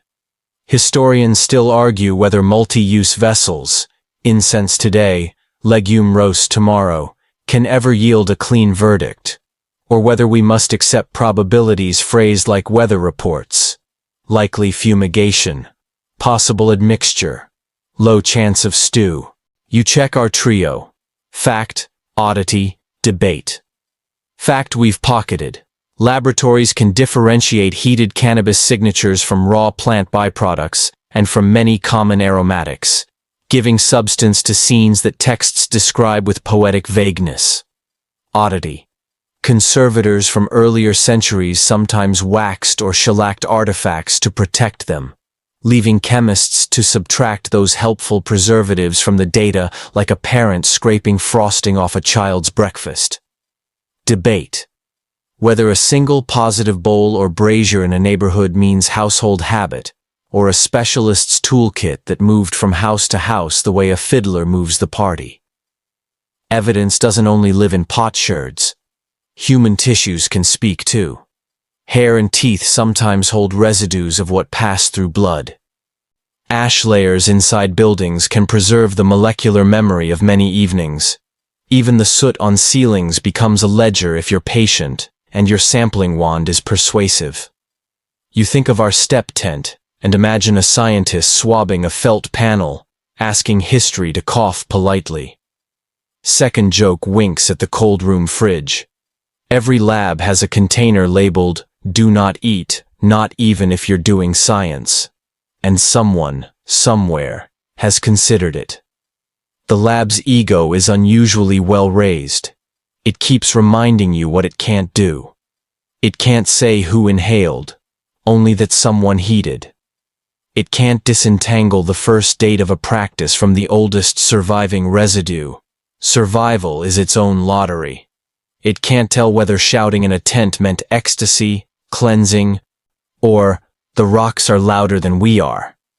Historians still argue whether to broaden smoking, to include any intentional inhalation of heated plant vapors, our sliders left and middle, or to reserve it for device-mediated draws, the right, and whether the lab's language should follow anthropology's inclusiveness or lexicography's caution. Your third joke arrives like a peak on a chromatogram. Sharp, satisfying, gone too fast. If a modern app tried to visualize this work, it would turn each mass spec peak into a skyscraper and sell City of Molecules posters to people who haven't cleaned their stovetops. You smile, then set the joke down next to the pipette. The seriousness here is real but gentle. Patient methods asking imprecise centuries to sit still long enough for one more reading.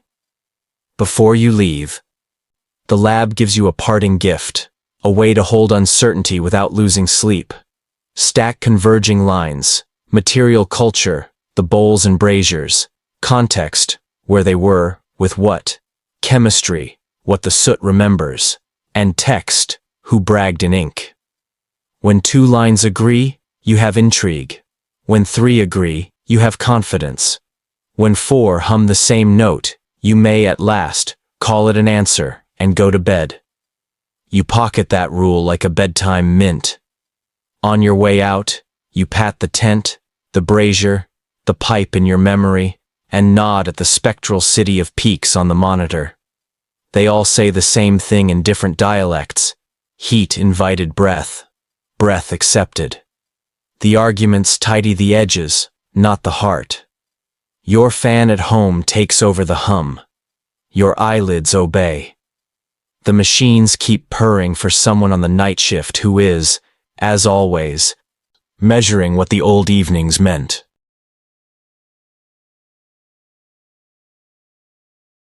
You lie back and sort the table, the things we can point at, and the things that wiggle when pointed at. Start with the firm stones. Mainstream historical fact. By the 5th century BCE, people in the Pamir highlands burned potent cannabis in braziers, leaving heat-altered residues that laboratories can still identify, which makes intentional inhalation more than a poetic hunch. The tent we visited in the steppe texts lines up with the physics we smelled. The lab's chromatograms nod along like polite owls. Earlier than that, burials like Yanghai prove the plant was curated and valued. Later than that, pipes and chillums turn breath into a portable ritual, and in bustling cities, hashish earns both poems and prohibitions. A line emerges even if it's stitched from different colors of thread.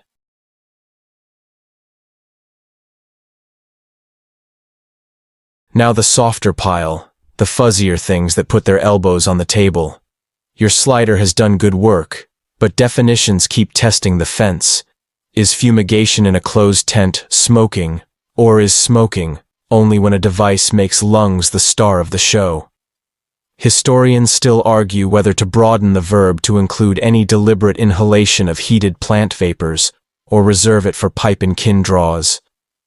You can almost hear a dictionary clearing its throat while an anthropologist waves from the back. Please notice the people. You split the difference in your pillow. Intent plus inhalation. In the club. Gadgets. VIP seating. You count the evidence types the way a shepherd counts by touch. Texts brag or warn. Artifacts hold soot like diaries.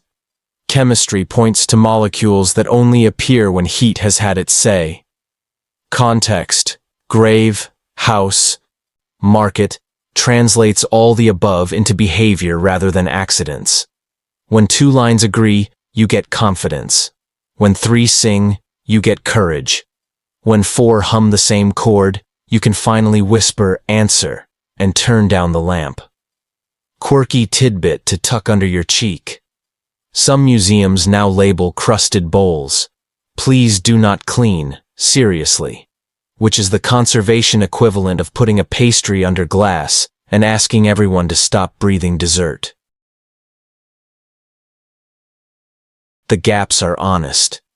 We don't have a single inventor, a patent date, a ribbon cutting for the first official inhale. What we have are convergences. Mountain mourners discovering that a calm ember carries a mood.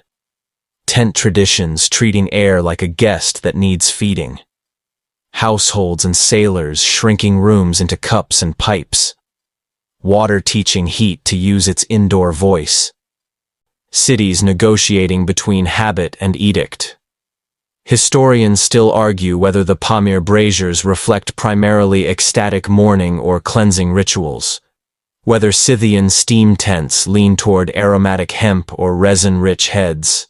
Whether early Ethiopian bowls were cannabis first or aromatic generalists before tobacco taught the world a new grammar for draw and pass.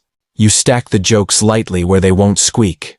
First, if repetition built muscle, our slider would qualify as gym equipment, and the word smoking would have its own personal trainer.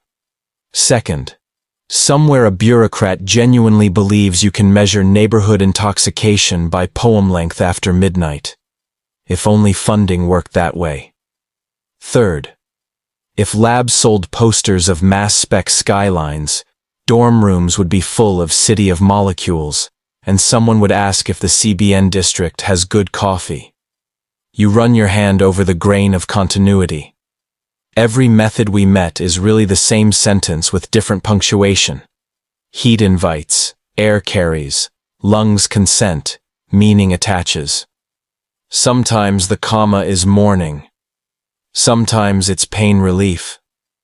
Sometimes it's a story that behaves better when rounded at the edges. The plant's breath has never traveled alone. It rode with incense into sanctuaries, with tobacco into hardware, with sweets into salons, with work into rope walks and sail lofts. This is why the question, when did people start smoking weed, resists a single date the way a cat resists a leash. You get a century, a practice, and an accumulation. You check yourself for present tense bias. It's easy to backfill modern cylinders and filters into older evenings. So you keep the left side of our slider honest. Tents and braziers count, as long as intention and inhalation hold hands. You keep the right side respectful. Pipes and water pipes are not the invention of intoxication, just its fine-grained controls. Historians still argue whether to privilege devices as the true beginning, or to see them as late refinements of an older climate. You don't referee, you lull. You keep both in the room so sleep can choose. One more firm stone before we dim the lamp. The earliest direct evidence we can currently trust is still that high Pamir ember. Residue that behaved like a witness with its oath taken. Around it we arranged contexts, songs, gadgets, and arguments. The picture is steady enough to cradle. By the 5th century BCE, someone is smoldering potent cannabis so others can breathe it together. By the medieval centuries, people start putting the room in their hand. By the early modern period, the hardware learns to burble and the law learns to lecture. You exhale and let the table clear itself. The fan at home is a small, loyal wind. Our last stop will fold the pieces into a quiet, ember-red fade. The answer tucked. The edges softened, so your eyes can do what the old rooms taught lungs to do. Let go on purpose. You let the lights in your room dim to embers and hold the answer like a warm coin. The line we followed is not a fuse that burns to one dramatic spark. It's a trail of well-kept coals. Mainstream historical fact to keep on your bedside table. By the 5th century BCE in the Pamir highlands, people smoldered potent cannabis in braziers and breathed the warmed vapors together, leaving heat-altered residues labs can still read. Everything else, tents that behave like lungs, bowls that act like rooms, pipes that put weather in your hand, water that teaches heat to use its indoor voice, braids around that ember like kindling placed with care. You name your favorites once more so they'll line up in sleep. The Yanghai stash that proved value before method. The steppe steam tent that turned enclosure into collaboration. The mountain braziers that gave chemistry a diary. The Ethiopian bowls and Indian chillums that shrank ritual into a draw. The urban hashish nights that taught law to write, erase, and rewrite the same paragraph. The hookahs that gurgled social time into even portions. The salons that traded spoons and similes. The labs that stacked peaks like a skyline until history hummed along. Quirky tidbit to tuck back under your cheek before you go. Somewhere, a coconut shell is still moonlighting as a water pipe base, and it remains stubbornly photogenic.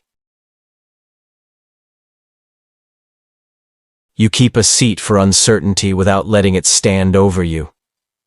Historians still argue whether fumigation deserves the name smoking, or whether the term belongs only to device-mediated draws, and they still argue whether early scenes were ecstatic mourning, cleansing, or comfort with psychoactive effect as design or side effect. You don't have to referee, you only have to remember the hinge, intentional heat meeting, intentional breath. Wherever that happens on purpose, you're close enough to the first smokers to hear their room exhale. Your 3 pocket jokes yawn and fold themselves neatly. If repetition built muscle, your slider of methods would have a 6-pack.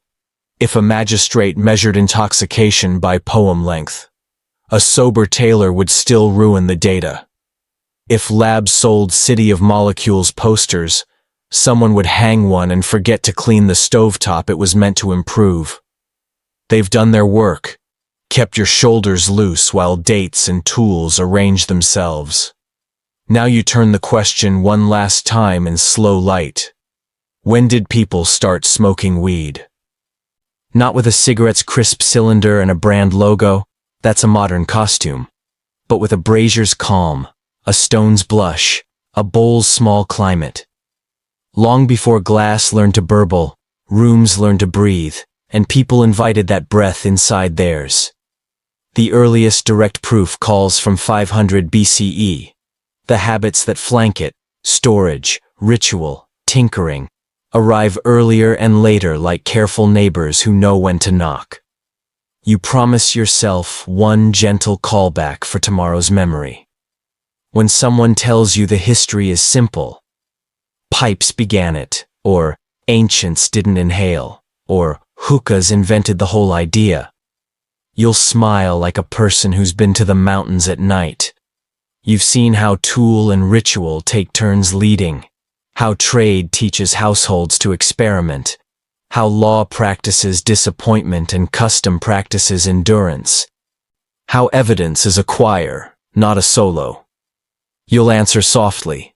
It starts when heat invites breath and breath accepts, and we can hear that acceptance clearly by the time mourners on a high ridge warm a bowl and share the air. Your fan resumes its honest job. The room shrinks to the size of your breathing. The planet outside keeps its appointments with wind and night shift, and you keep yours with the quilt.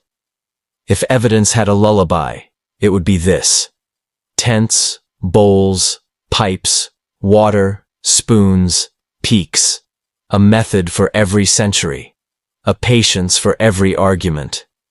You are allowed to sleep with partial answers. History approves. The coals are banked. The story will be warm in the morning. Let everything soften now. The map can fold itself. The mountains can keep their crisp edges without asking your eyes to follow them. Give the room the rhythm you like. A long inhale that feels like standing by a window. A longer exhale that feels like lowering a blind. Let the phrases we used grow rounder and slower until they become shapes more than sentences. Tent, bowl, ember, breath, fan, pillow, quiet. Picture one small brazier you can cup with both hands. No hurry, no ceremony, only a steady warmth like a calm animal. The air above it is barely visible, a shimmer that could be memory or heat. Someone you trust lifts a palm and adjusts nothing. It was already right. In that certainty, your shoulders unlock by a finger's width. The jaw follows, then the mouth rests the way a door rests when it knows it is closed. Outside, if you want, there is a road. On it, caravans do what caravans always do. Arrive late and exactly on time. A lantern swings. A bell counts. None of it requires you. Inside, the weather keeps good manners. The fan is the quietest river. Your breath is the smallest boat. Let the facts go dim like coals under ash, present, safe, unwilling to startle.